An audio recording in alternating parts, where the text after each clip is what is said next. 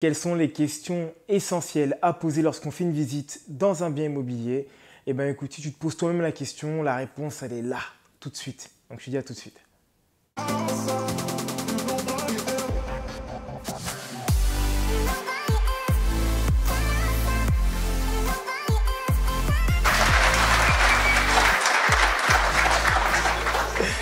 Plus sérieusement, salut à toi ambitieux, salut à toi ambitieuse et bienvenue sur cette chaîne qui t'est dédiée, qui est la tienne d'ailleurs. Je me présente si tu ne me connais pas, je m'appelle Roméo, je suis courtier en prêt immobilier, je suis également marchand de biens et formateur dans le cadre de l'immobilier. Et cette chaîne, elle est tout simplement dédiée à répondre à toutes les questions qui auront pour but de te traverser l'esprit et qui j'espère te permettront de pouvoir du coup passer le cap en fait et sauter, passer à l'action, comme je te le dis, te mettre un gros coup de pied au cul pour que tu n'aies plus de raison de ne plus le faire et te lancer dans l'immobilier, ou en tout cas te lancer dans les recherches, etc. etc. Donc bienvenue sur YBA Courtage et je te laisse par la même occasion t'abonner tout simplement. Aujourd'hui nous allons parler de ces questions qui reviennent régulièrement. Quelles sont les questions à poser lorsqu'on démarre dans l'immobilier? On ne sait pas trop quelles questions poser, en tout cas c'est ce que j'ai pu voir par rapport aux personnes que je t'ai amené à former. C'est toujours mais qu'est-ce que je vais dire, qu'est-ce que je dois vérifier, etc. etc. lors d'une première visite. Donc c'est une vidéo que j'avais déjà faite il y a un an ou pratiquement un an et demi de ça, mais aujourd'hui enrichie de toutes les questions qui me viennent et qui me sont venues à travers vous d'ailleurs, et je vous en remercie, ou à travers les formations que je peux être amené à mener. Je me suis dit qu'il pouvait être intéressant de pouvoir la remettre au goût du jour. Donc aujourd'hui on va voir, il y a un panel de questions, d'accord ? Mais on va essayer de voir 4-5 questions qui vont être pertinentes et qui vont te permettre de pouvoir faire en sorte déjà de ne pas paraître ridicule ou en tout cas d'inexpérimenté, parce que c'est la première crainte que les novices ont, c'est qu'on remarque qu'ils sont novices, mais en vrai il n'y a pas de problème à être novice. Et deuxièmement, savoir un peu les tenants et les aboutissants sur le bien et savoir comment tu peux te positionner tout simplement. La question numéro 1, la première question, ça va être quels sont les travaux qui ont été faits ces dernières années? Pourquoi je pose cette question-là au lieu de demander quels sont les travaux à prévoir? Lorsque tu vas faire une visite immobilière, la plupart du temps, les gens vont te dire qu'il n'y a pas grand-chose à faire, il y a un petit rafraîchissement.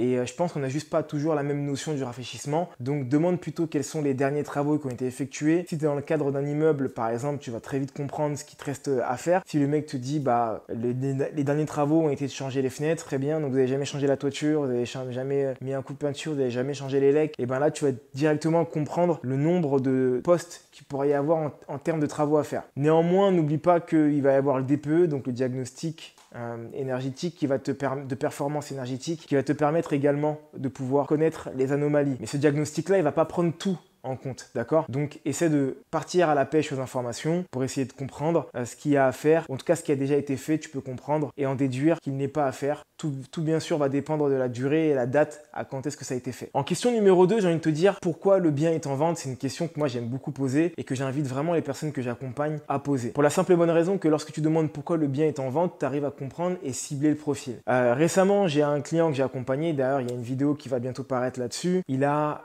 acheté un bien dans le neuf, des personnes qui n'ont donc du coup pas vécu dedans, simplement parce qu'ils ont dû déménager assez précipitamment, que le monsieur était muté ailleurs. Donc du coup, ils ont dû brader le prix en fait. Ils ont vendu vraiment limite à perte, juste de quoi pouvoir rembourser le crédit sans pouvoir faire de plus-value. Et ça, c'est un élément qui est super important parce qu'en fait, en comprenant si ton vendeur il est pressé ou non, tu vas également savoir quelle est la palette, quelle est la marge de négociation que tu vas pouvoir avoir, combien de temps tu vas pouvoir négocier, est-ce que le type est pressé ou pas, est-ce qu'ils sont à bout, est-ce qu'ils ont le temps, est-ce qu'ils n'ont pas le temps, est-ce que c'est une charge ou pas pour eux. Si on est sur une succession, il se peut qu'il n'y ait plus de crédit dessus, que ce soit pas forcément une charge. Néanmoins, tu sauras que lorsque tu vas négocier, tenter de négocier, plus il y aura de personnes, plus la part sera petite pour ces personnes-là et plus la négociation sera difficile. En numéro 3, j'ai également envie de te dire depuis combien de temps le bien est en vente. Ça, c'est également une question qui va être pertinente à savoir et qui va te permettre de pouvoir connaître si, une fois de plus, le vendeur il est pressé ou pas en fait. Tu vois, parce que clairement, lorsque tu vas voir une personne où le bien il est en vente depuis 4 mois, depuis 3 mois, tu sens que là, la négociation sera beaucoup plus simple que s'il est en vente depuis 2 semaines. Par contre, s'il est en vente depuis 1 an, tu comprends que le mec il n'est pas pressé également et qu'il en veut un certain prix et qu'il y dérogera pas. Donc ça, c'est des indicateurs qui vont te permettre de pouvoir savoir si tu dois dépenser de l'énergie et du du temps sur le bien immobilier. Très souvent, je te l'accorde, si toutefois tu penses à ça, les agents immobiliers vont te dire mais en fait t'inquiète, ça fait très peu de temps que je l'ai en mandat, il n'est pas en vente depuis longtemps. Écoute, il y a des moyens de pouvoir savoir si le bien il est en vente, notamment à travers le diagnostic, depuis combien de temps il a été fait, permet déjà d'avoir une idée et de savoir depuis combien de temps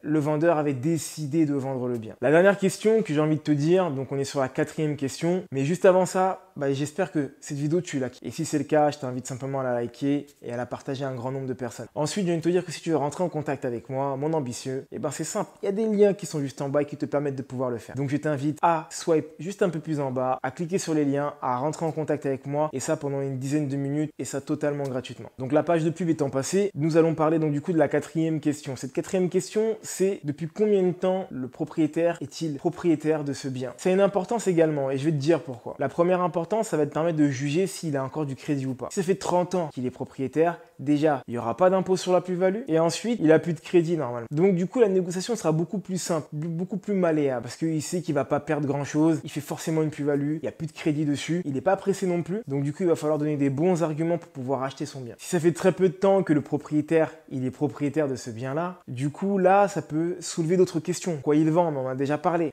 Il y a un souci majeur sur le bien. Et j'ai même envie de te dire, est-ce qu'il y a un souci sur sa situation? C'est tous ces points-là, en fait, qui vont me permettre de pouvoir juger et de te dire, ok, là, je peux gratter, là, je peux pas trop gratter, là, il est pressé, là, il est pas trop pressé. Et ça te permet d'avoir une idée claire du profil. Parce qu'au-delà du bien, c'est aussi le profil du vendeur qui va te permettre de déterminer à savoir si tu peux faire une marge ou non sur ton bien, en fait. Et comme je te le dis à chaque fois, c'est à l'achat qu'il gagne de l'argent, c'est pas à la revente. Donc, il est important de se concentrer sur l'achat et non sur la revente. Et voilà, mon ambitieux, c'est la fin de cette vidéo. J'espère qu'elle t'aura plu. Si c'est le cas, n'hésite pas à la partager à un grand nombre de personnes. Et ça, je te l'ai déjà dit, mais je te le redis encore. À mettre des commentaires en bas. Entre-temps, mon ambitieux, peu importe à quel moment tu regarderas cette vidéo, que ce soit la journée ou le soir, entre-temps, tout ce que je peux te dire, c'est de continuer à croire en toi et à te former.